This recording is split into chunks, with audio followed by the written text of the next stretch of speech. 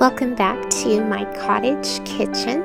My name is Ruth, and on this channel, Constantly Abiding, I like to encourage others in all things pertaining to home, whether that is homemaking, homesteading, homeschooling, home decor, all of those things pertaining to the role of homemaker. Well, as some of you know who have been watching my channel for the last 2 years, we have been having our carport turned into a vintage cottage style large family kitchen. And one goal that I have had throughout the building process is to begin working with making bread from home. I have had the wheat berries in a bucket and just thinking, when this kitchen gets built and I have all of the counter space, then I will begin working with making bread. This is not something that I have a lot of experience with at all, and so I have much to learn. But as you can see in this clip here, I recently made my first 2 loaves of Amish White Bread in my new vintage kitchen. What a joy to finally be able to put my hand to something that I have been dreaming of for so long. I will share about the white Amish bread. We have a vacation house in Ohio's Amish country, and when we go, we usually eat this white Amish bread that friends have made for us and that we can find in the bulk food stores and the local groceries. Some of the local women will make this bread and sell it in the groceries, and it's just something extra special. And so I wanted to start with my bread making endeavors, trying to make 2 loaves of the white Amish bread. After preparing the bread dough, I oiled this pan so that I would have a dish that I could put the dough in and allow it time to rise.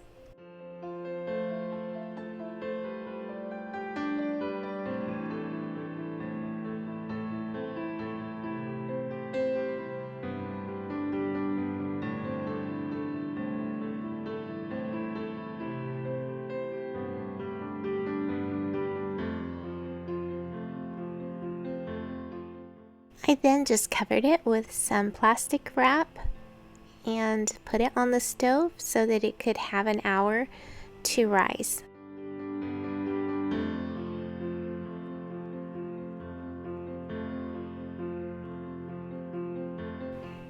And then what fun it was to see it puff up in this dish. I think I should have sprayed some oil on the plastic because of the rising, that it wanted to stick to that plastic. So I think next time I'll just put some spray on there, and I just punched it down. That kind of lets out any air that's stuck in the dough.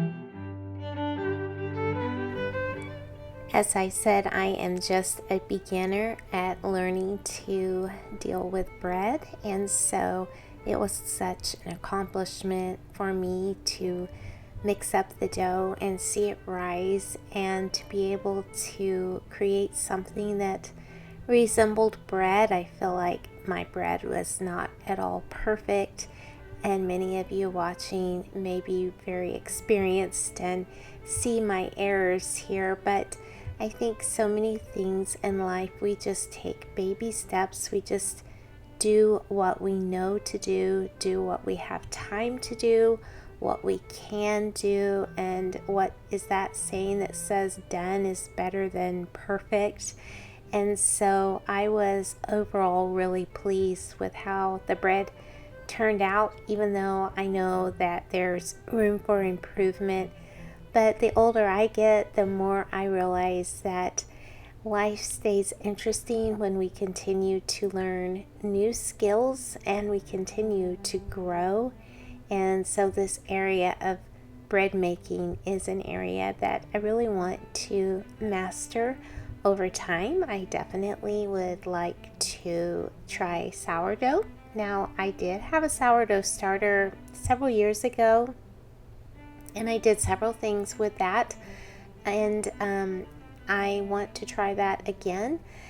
We lost our sourdough starter when we made a move, and I need to just start another one.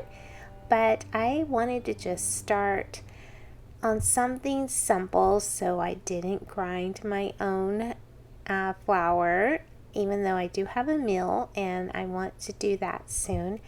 I just started with a simple recipe to make the Amish white bread, and I hope to just go forth from there. And over the years, as I have been seeking to learn things about homesteading, I have learned that really the skills of homesteading and homemaking are things that you have to learn gradually. We can't learn it all at once. So I've learned a lot about canning and food preservation, and I've kind of put my focus there. And so now I feel like I need to put my focus on mastering the skill of bread making. And of course, through the years, I've also had the garden, and I laugh and I say I think I've learned more from my mistakes than my successes. But again, I just love that at my age I can continue to develop and improve skills that bless my family and are enjoyable for them. And what about you? Are you working on any particular skill at this time? I would love to hear in the comments. Maybe it's something like sewing or crafting or needlework or crochet, or maybe like me, you're learning to make bread.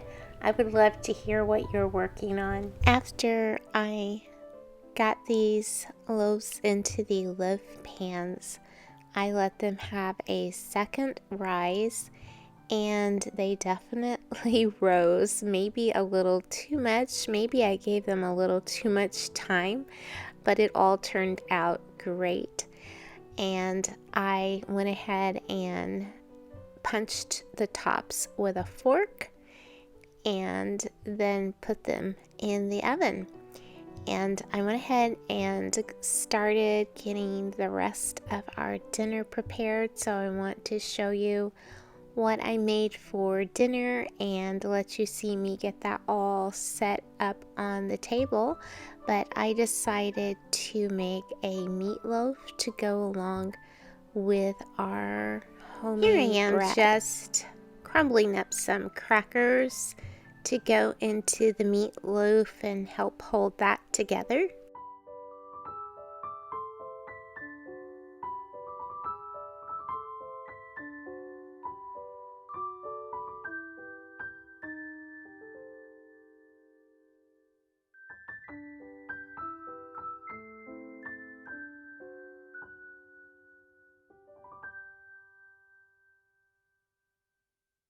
I like to buy these packages of organic grass-fed meat at places like Sam's, Costco, or Aldi. It would be great to have a local source to get meat from and maybe get like a whole lot at once, but currently I don't have that, and so I try to get the organic grass-fed at a place like Aldi or Costco or whatever. But meatloaf's kind of a meal that you can kind of be creative with. You can, of course, add in your eggs and your crackers and your meat and season however you like. Season to taste. Add in the sauteed onions.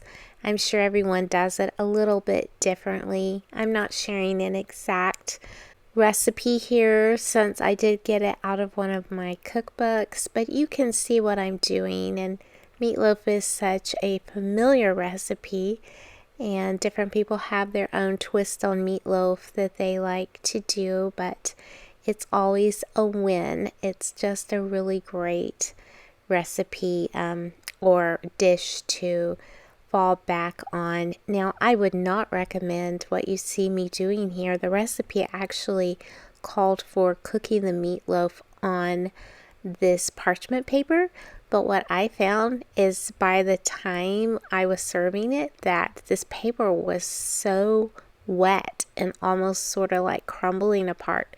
So next time I will just oil the baking dishes, I'm sure, and not use the parchment paper. But you live and learn.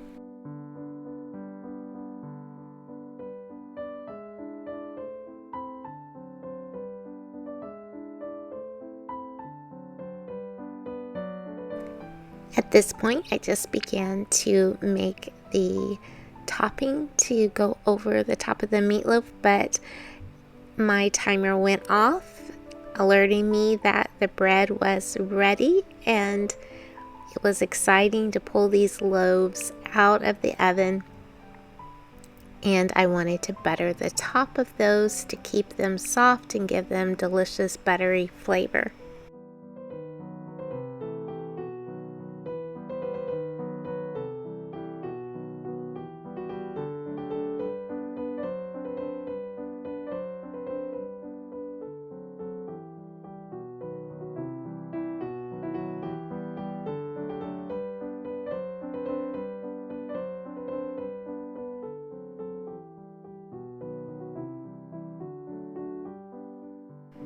Here I continued mixing the sauce together to go on top of the meatloaf. I was just adding in some mustard.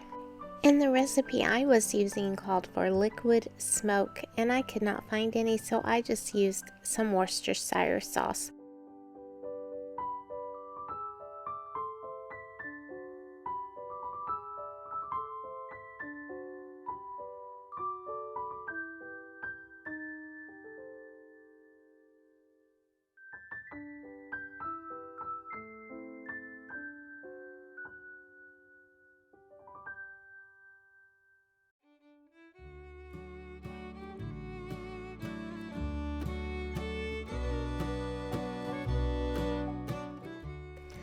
While my goal is to learn to cook more and more from scratch, I think baby steps are important, and sometimes I just need something quick and easy. I put so much focus on the bread, and so I used a bowl of baked beans from Sam's Club that had roast beef in it and was pretty flavorful and good, and that was really easy to get that on the table, having spent so much time on the bread and the meatloaf.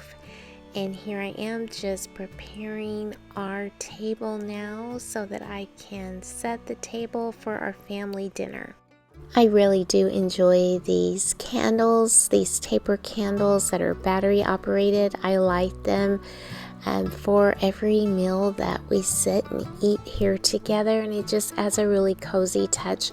I will link in the description where I found them on Amazon in case you're looking for something like that as well.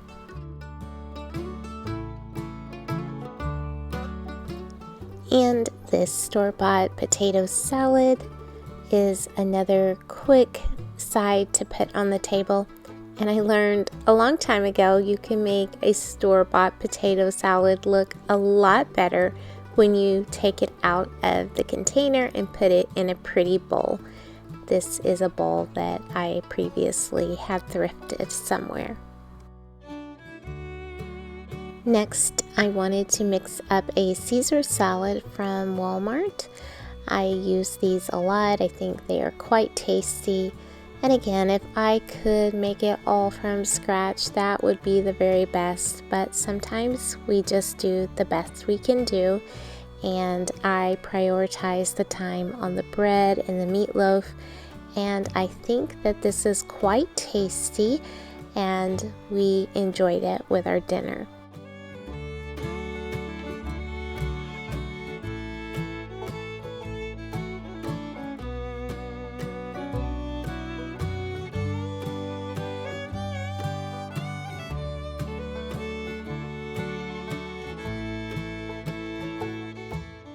On a recent trip that we took to our house in Ohio, I canned some strawberry lemonade with fresh from the garden strawberries in Ohio.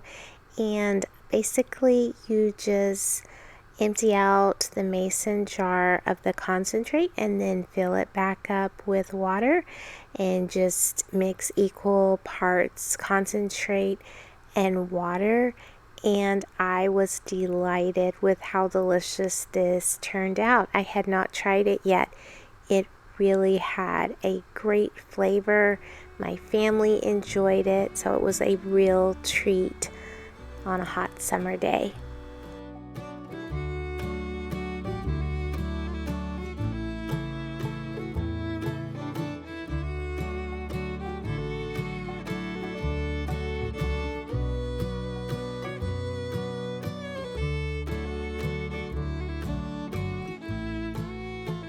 And now the meatloaves were ready for me to baste the ketchup topping over the top. And that's what you see me doing here.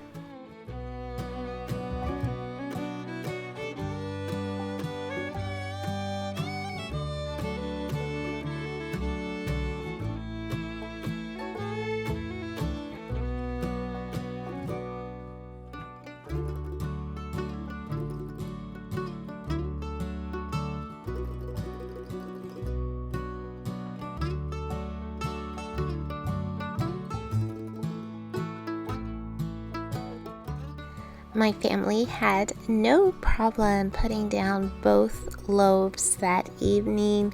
They enjoyed the bread, and I was satisfied. Although I know I have room for improvement and growth and learning new skills, it was a joy to be able to put that fresh bread on the table for my family.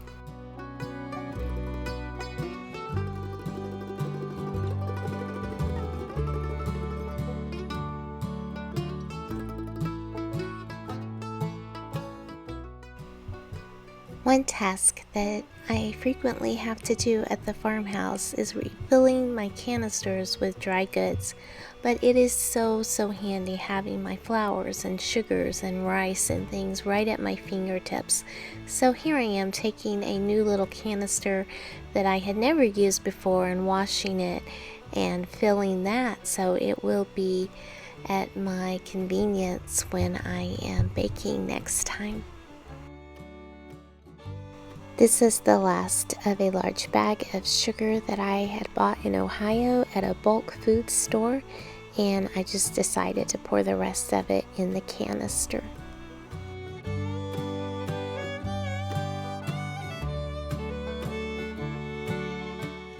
When we were planning out this large family vintage cottage style kitchen, one very important priority was having this huge island, and I'm so glad we did decide to go all out on the size of the island, because now it does hold a lot of canisters and I have plenty of workspace, and I'm just so grateful for that.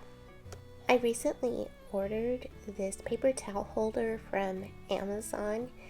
I am absolutely loving it. I will link it in the description below. But it definitely has that vintage flair, and it's a little touch of black. I have heard that every room needs a little touch of black, just kind of a decor tip there. But I was happy to receive this and put it together, and I'm loving it. I don't know about you, but if we don't have a designated place for our paper towels, it seems that it's far too easy for us to just grab a roll sitting on the counter and take it off for this or that, and then when we need a paper towel in the kitchen, we have to grab another roll because the one that was there is no longer there. And so I think having the roll on a stand and just having it there, it helps us to not grab the roll and take it off for other purposes.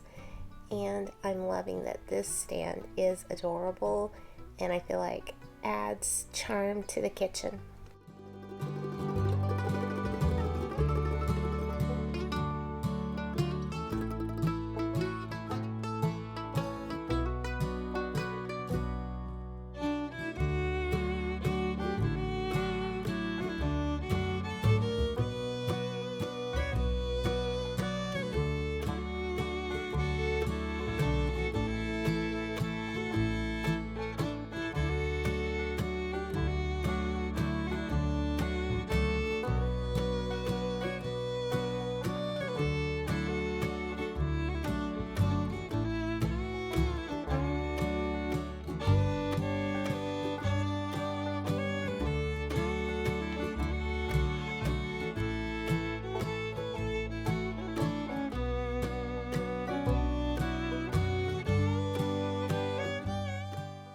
Speaking of acquiring new skills in life as we grow older, I was so pleased to actually put this paper towel holder together myself with the screwdriver. I am terrible with power tools. If there is one thing I do not do well, it's handling power tools. But I was really thrilled with being able to accomplish that. So that's sort of the theme of this video, is the making of the bread was a new task for me, and using the power tool. And I just hope that this video has encouraged you that it's never too late to start something new. It's never too late to improve on an existing skill or to try a hobby that you've always wanted to do. It definitely adds joy and beauty to life as we age.